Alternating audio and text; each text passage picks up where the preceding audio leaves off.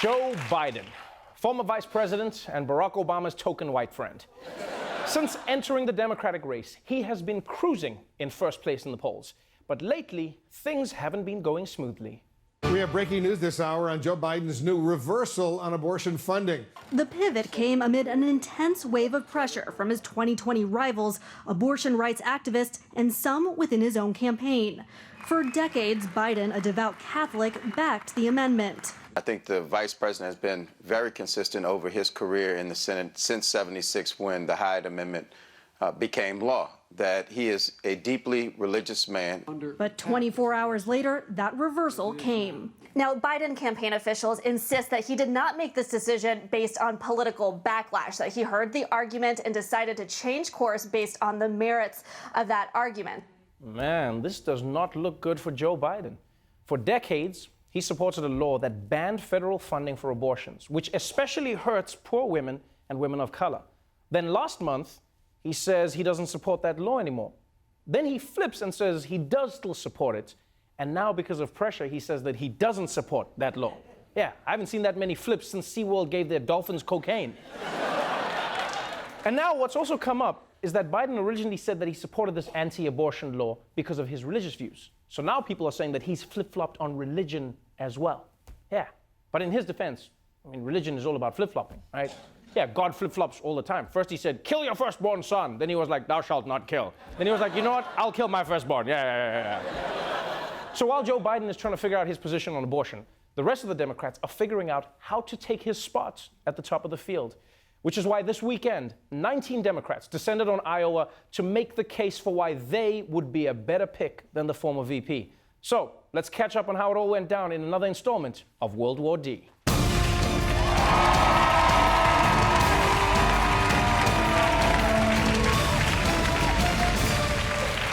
Iowa. It's not just a place you move to after you faked your death. It's also the first state to vote in the Democratic primaries. So this weekend, practically every Democrat was there fishing for votes. On the ground in Iowa this weekend, an all-out blitz.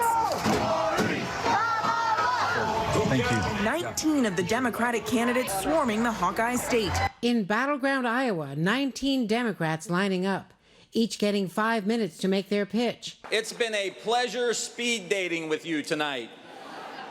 If you want a second date, go to timryanforamerica.com. Oh man, I wish actual first dates ended with someone saying that. If you want to learn more about me, please visit my website. You can read my 10-point plan on making you orgasm, as well as my 1-point plan on making me orgasm. Thank you.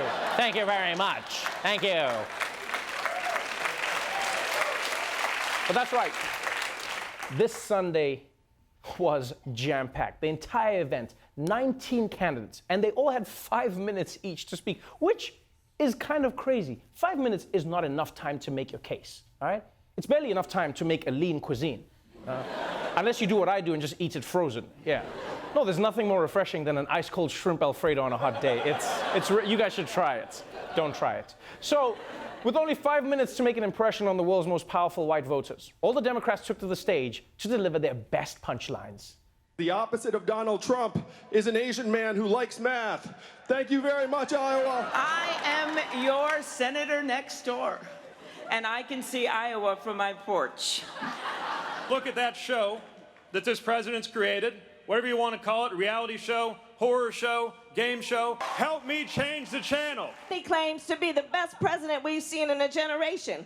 Well, I say let's call Barack Obama, because that's identity fraud. I will always be real with you. I will be bold without the bold.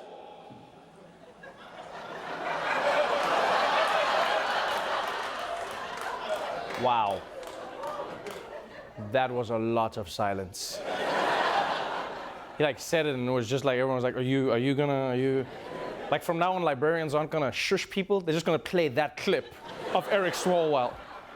And by the way, Andrew Yang, good line, but the opposite of Donald Trump isn't an Asian man who likes math. It's a Mexican lady who likes her children. Come on now. That's the opposite. Now, If you're a candidate who only has a few minutes to connect with the crowd, you've got to make every moment count, which means picking walk-on music that tells us a bit about who you are. And please note, this is actual, real audio, all right? This is real audio from when each candidate walked up on stage. Please welcome Senator Kamala Harris.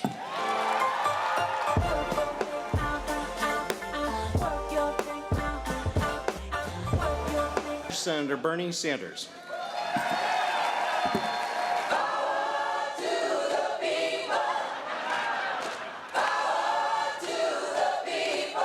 Elizabeth Warren.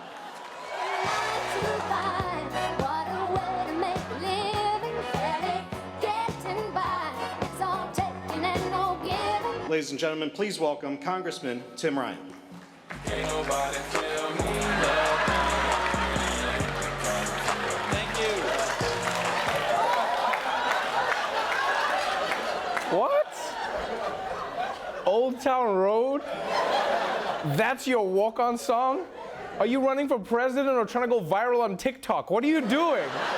And don't get me wrong, I love that song, but Old Town Road doesn't make you sound like a professional anything. Like if I walked in on my accountant and he was playing that song while doing my taxes, I'd be like, you know what, I'll just take my chances with the IRS. Now, as you can imagine, giving a politician only 5 minutes for a speech is never enough, right? It's like telling a vegan that they can only post 10 times a day online about how they're vegan. And because the organizers knew all the politicians would go over their time, they took a page from the Oscars and used music to cut them off. Health care for all New Yorkers. Anyone who doesn't have insurance is guaranteed health care. Our planet and our country, there is no obstacle we cannot overcome. And where we finally put an end to sexism and racism, homophobia, and religious bigotry. Thank you all very much. Yo, Bernie Sanders is a legend. Because you realize he's louder than any music you can play over him, right? Yeah.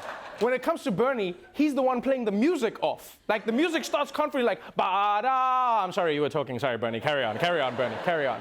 Yeah. Bernie's like, he's just loud. You know, I feel like Bernie's so loud, I bet when he calls the police to complain that his neighbors are playing loud music, his neighbors call the police to complain about how their neighbor speaks too loudly when he calls the police. And Bernie doesn't even use the phone. He just shouts 911. He's like, 911 operator, and wherever the operator is, they wake up. Bernie needs me. Bernie needs me.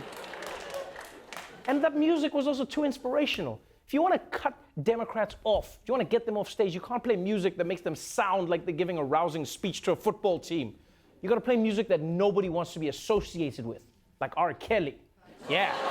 Then they'll walk off the stage. Or even better, that cover album that Bill Cosby did of R. Kelly songs. That's what you should be playing. I believe I can do. So, after a weekend of campaigning in Iowa, all we've really learned about the Democratic candidates is how bad they are at telling jokes and what their favorite songs are on Spotify. That's it. And unfortunately, that's what you're going to get when you have 24 people running for president. Every event is going to be about sound bites and catchy lines. And when that happens, nobody wins. The candidates don't win, and the voters definitely don't win, because you're not informed. In fact, the only good thing about this event was that for a weekend, it doubled the number of black people in Iowa. That's it. So look.